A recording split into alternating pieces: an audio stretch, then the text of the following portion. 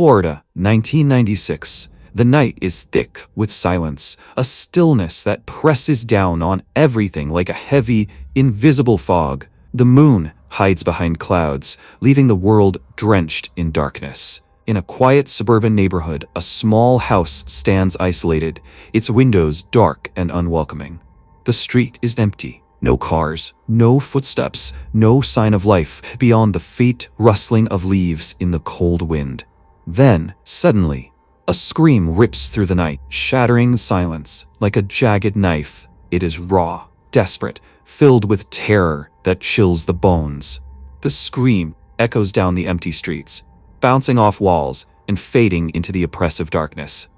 Something terrible is happening inside that house. Inside, the scene is horrifying. Two bodies lie sprawled across the floor, motionless, their lifeless eyes staring into nothingness. Blood stains the wooden floorboards, pooling in thick, dark rivers. The smell of iron and death hangs heavy in the air. It's a nightmare, a brutal, savage crime that defies explanation. And then there's the question everyone wants to ask. Who could do such a thing? Who could be capable of such ruthless violence? The answer is as chilling as the crime itself. A boy, just 16 years old. But not just any boy. This one claims to be a vampire. Not the kind of vampire from books or movies, but a real one, a self-proclaimed creature of the night, who believes he is hundreds of years old, immortal, and unstoppable. You might think it's impossible, a teenage fantasy turned deadly, but Rod FERRELL, the boy behind the horror, was not just playing pretend. He believed in his dark identity with terrifying conviction.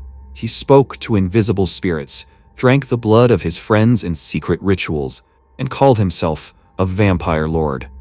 His twisted reality blurred the line between human and monster. This is more than a story about murder. It's a glimpse into the mind of a boy lost in darkness, consumed by a fantasy that would lead him to kill. It's a tale that forces us to ask, what happens when the shadows inside a person become more real than the world outside? And as you watch, as the story unfolds, ask yourself, do you believe in vampires? Because after hearing what happened that night, you might never see the night the same way again. Welcome to the chilling true story of Rod FERRELL, the vampire killer. Rod FERRELL's story begins in a small town in Kentucky, where he was born into a world that was anything but normal. Raised by a single mother, struggling to provide, Rod never experienced the warmth or stability that most children take for granted. His early years were marked by neglect and emotional distance from a lonely child who quickly learned that the outside world was a harsh place. School was no refuge either. Rod was a social outcast. His peers shunned him. Teachers tried but failed to understand the turmoil brewing inside. His fascination with darkness set him apart. He was drawn to gothic culture, to vampires, to anything that whispered of mystery and power. The line between obsession and identity began to blur. Rod wasn't just reading stories or watching movies, he was living them. His favorite escape was Vampire the Masquerade, a role-playing game where players took on the persona of immortal bloodsuckers, locked in a secret war beneath the surface of normal life. Rod immersed himself so deeply that his fantasy started to infect his reality. He believed he was no ordinary boy. He claimed to be a vampire, not some teenager pretending to be dark, but a real vampire, 500 years old, named FERRELL. He said he had lived through centuries of blood and pain, and that his true self was hidden beneath his human skin. His behavior became stranger, more unsettling. Rod began talking to invisible spirits, shadows only he could see and hear. He would cut his own flesh, drawing blood with a mix of fascination and reverence, convinced that drinking his own blood would awaken his vampire powers. To him, the crimson liquid was more than life.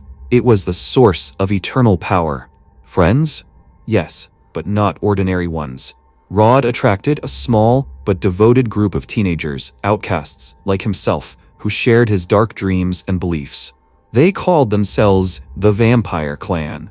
This group engaged in bizarre and chilling rituals. designed to bind them together in darkness.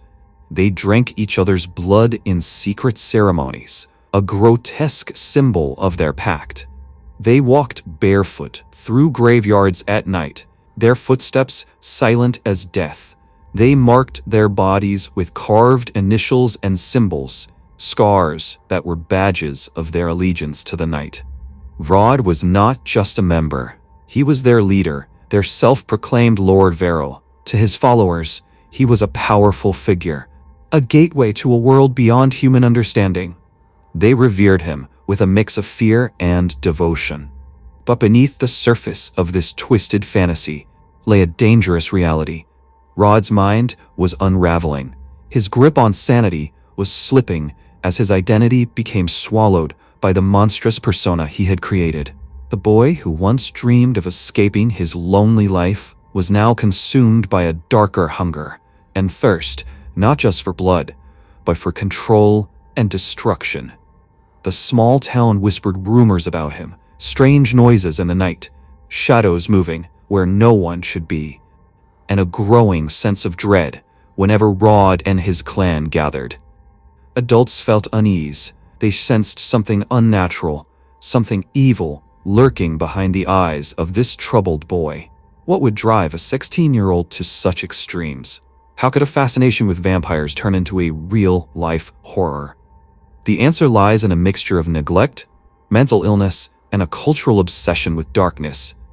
A perfect storm that transformed a lonely teenager into a monster, and this monster was about to take his first deadly step into the real world. The night was alive with shadows and whispers. In the depths of the Kentucky woods, far from the eyes of the world, a secret world thrived, a dark congregation bound not by blood, but by something far more sinister. Rod FERRELL's vampire clan was no ordinary teenage group. It was a cult born out of obsession, fear, and an insatiable hunger for power. 5 teenagers, united by a shared delusion that they were not human, but immortal creatures of the night. Their rituals were chilling. Under the pale moonlight, they gathered barefoot in a forgotten cemetery, the cold earth pressing against their skin. The air was thick with the scent of damp soil and decay.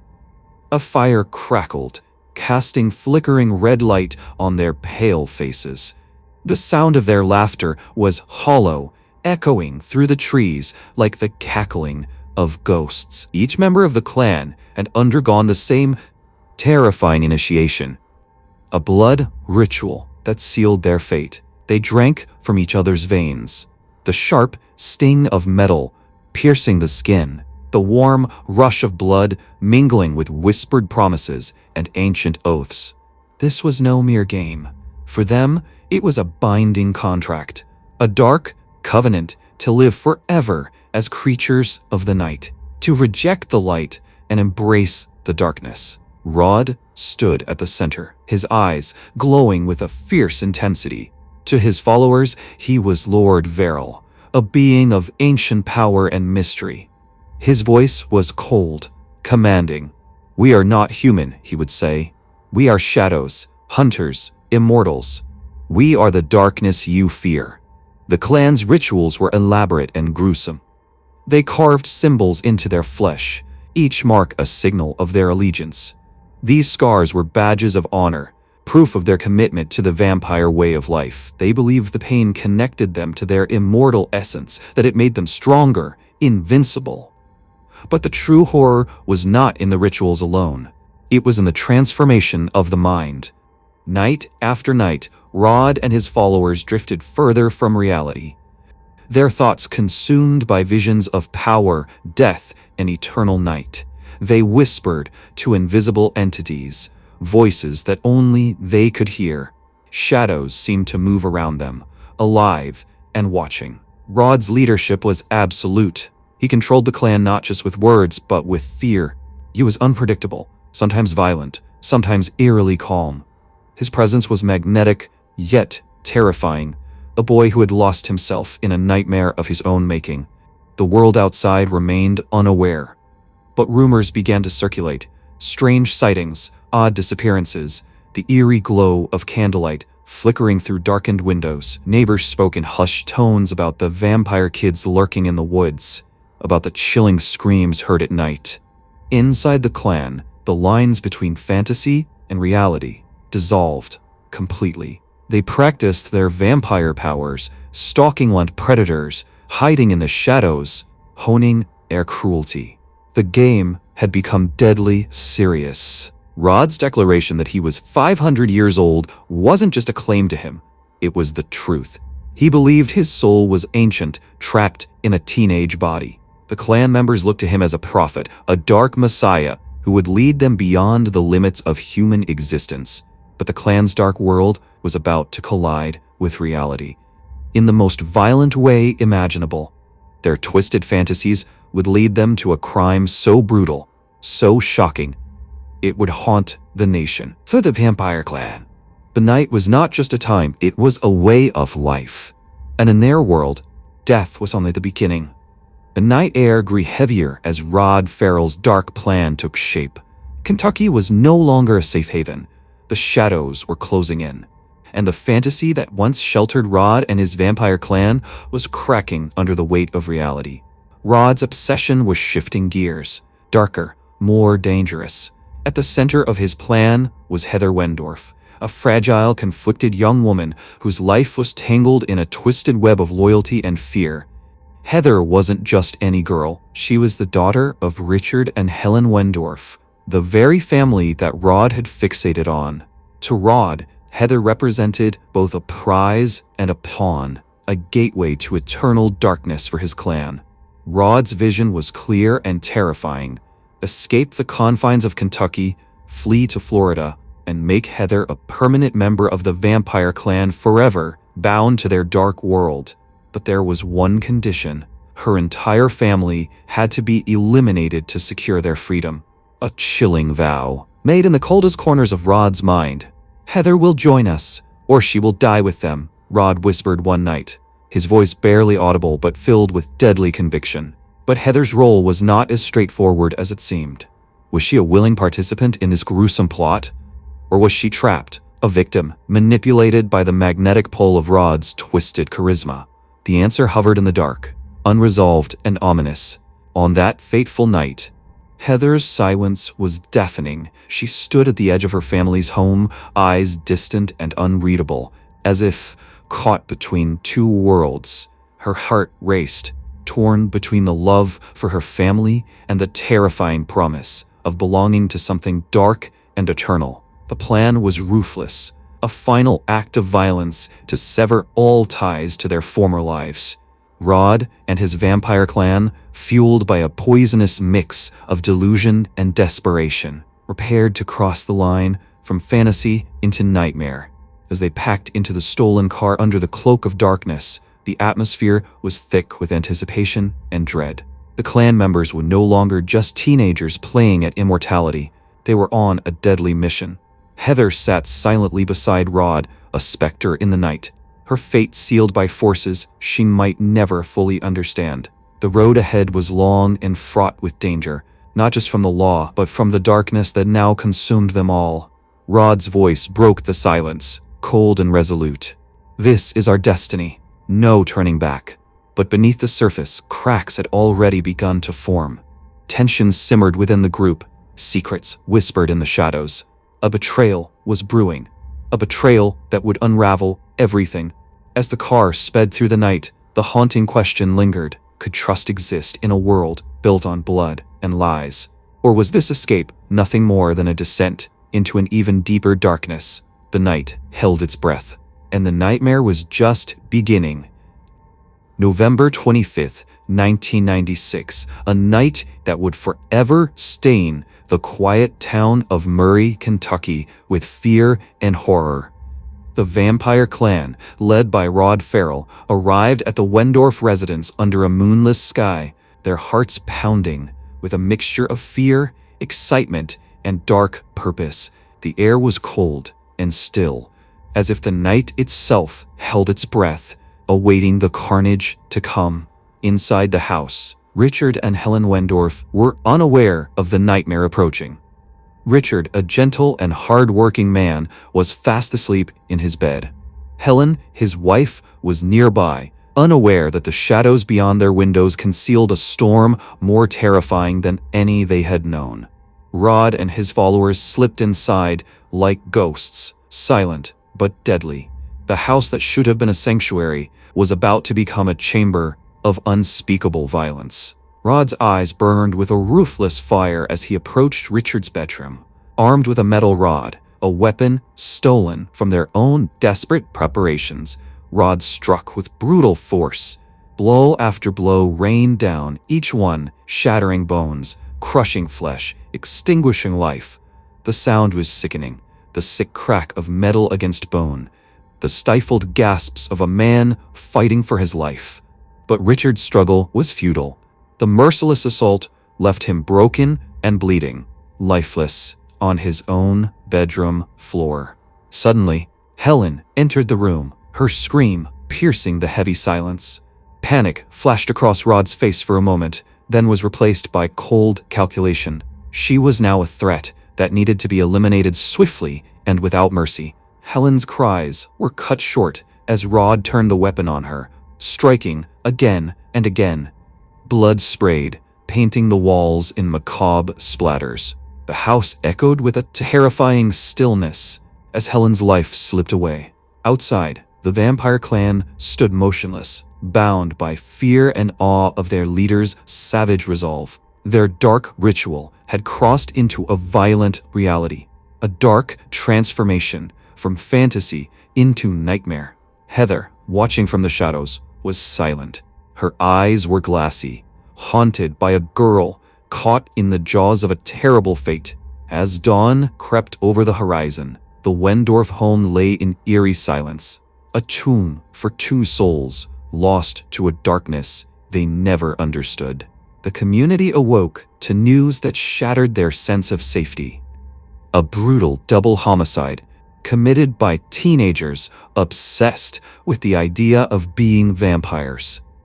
The nightmare was real. The darkness had claimed 2 more victims. The night was heavy with tension as Rod Ferrell and his vampire clan slipped quietly out of the Wendorf house, leaving behind a scene of unimaginable horror.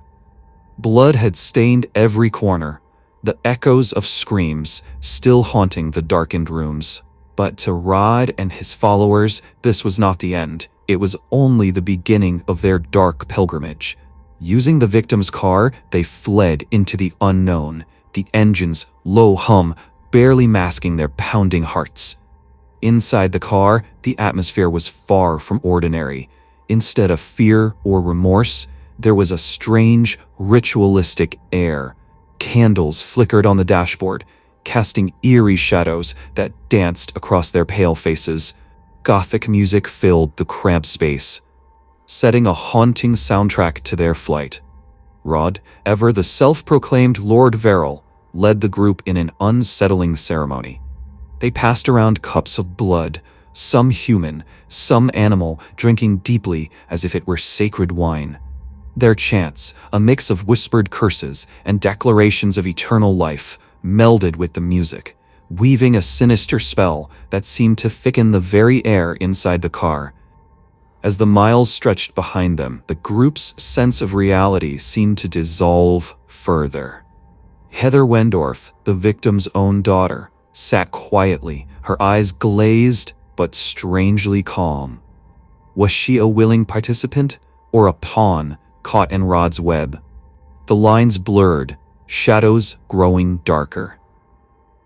Their escape was desperate but doomed. After days on the run, following false leads and evading law enforcement with a disturbing mix of cunning and luck, their journey came to a sudden halt in Louisiana. A concerned citizen, alarmed by the suspicious behavior of the group, made a call that sealed their fate. The police swarmed the car under the eerie Louisiana moonlight. Rod Ferrell did not resist. In fact, he greeted the officers with a chilling calmness, uttering words that sent a cold wave through even the most hardened lawmen. "I have completed my mission."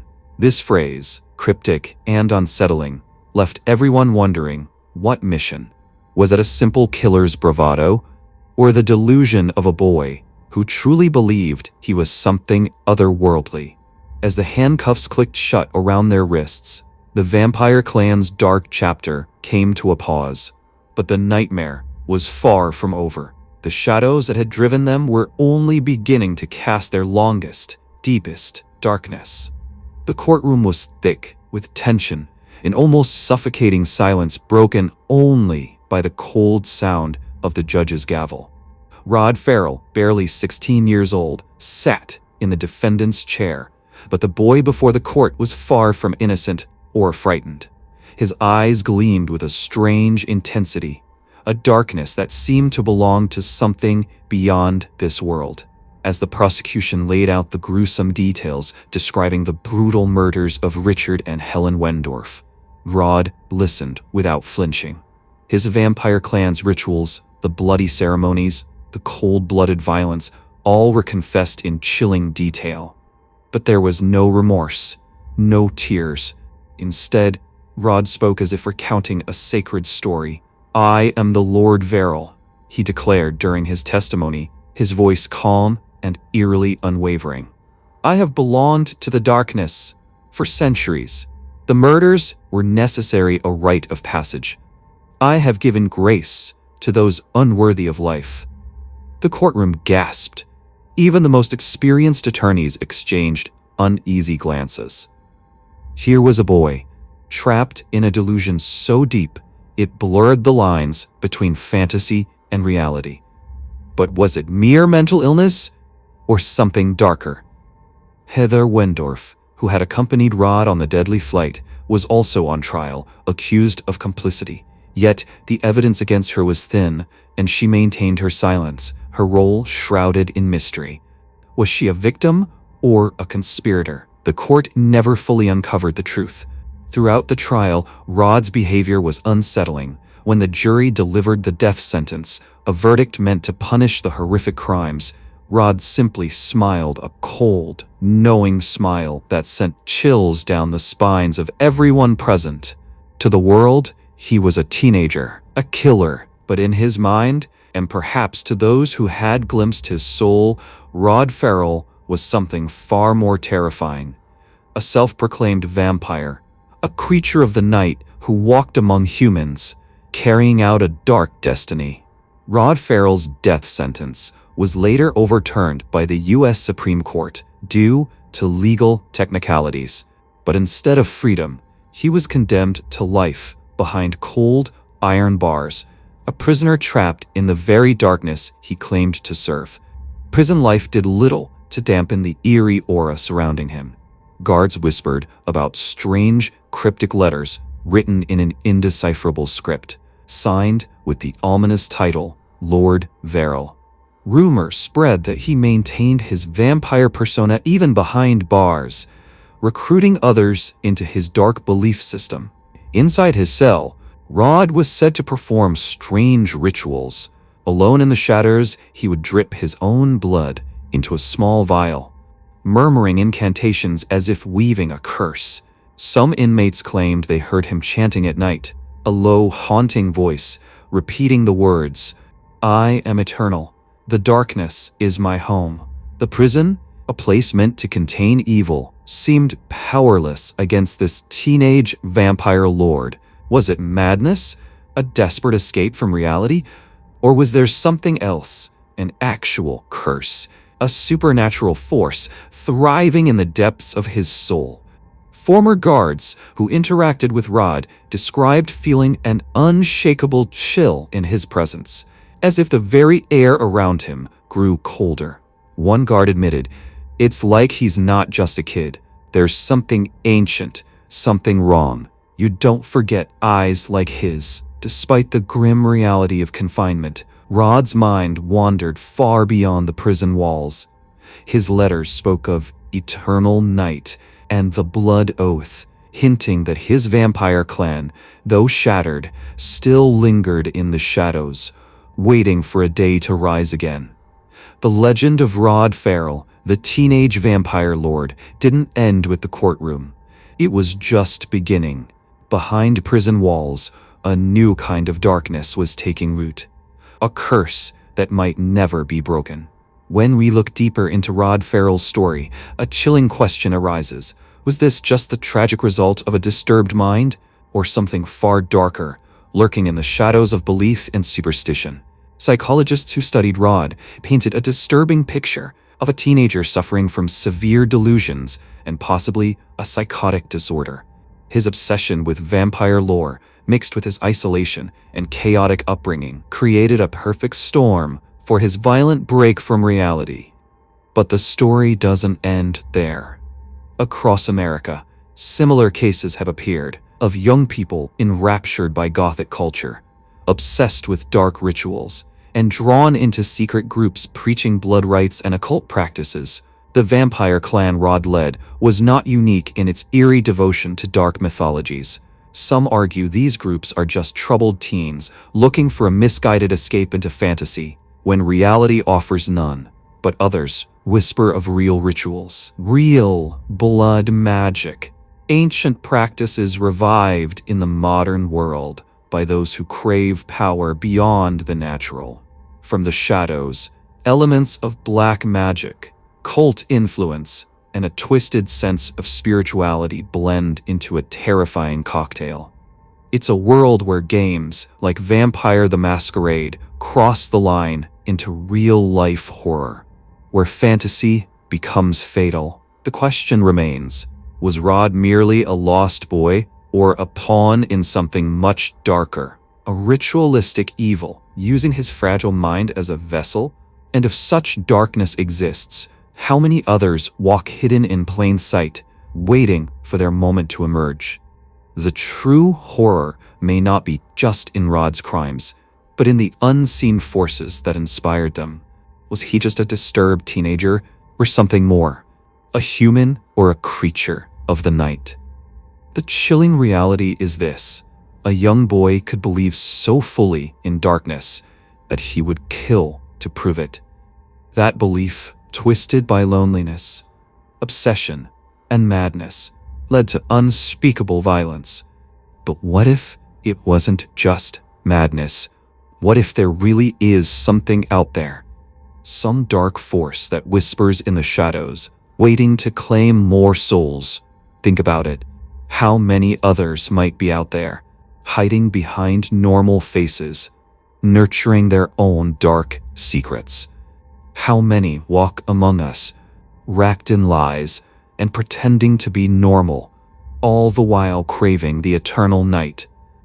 As the whispers fade, remember the words Rod uttered in his final days. I am the darkness, I am eternal. Is it a curse, a warning, or the truth?